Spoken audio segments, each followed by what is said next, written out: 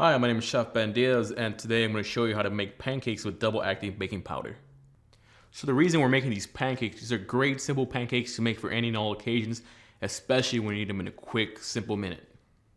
So first, we're going to take 2 large eggs, I'm going to crack them over a large mixing bowl. Next, we're going to add 1 cup of milk, and we're going to whisk our ingredients together. Now add 1 tablespoon of baking powder, followed by 1.5 cups of all-purpose flour. Gently whisk our mixture together until it forms a nice simple batter. Finally, we're going to add 2 tablespoons of butter to our hot pan, followed by 4 ounces of our pancake batter. Next, we're going to cook our pancakes for about 2 minutes on each side. Now flip your pancakes. Make sure they're golden brown on each side. Now gently remove your pancakes onto your plate. And what you have is a great simple double baking powder pancake.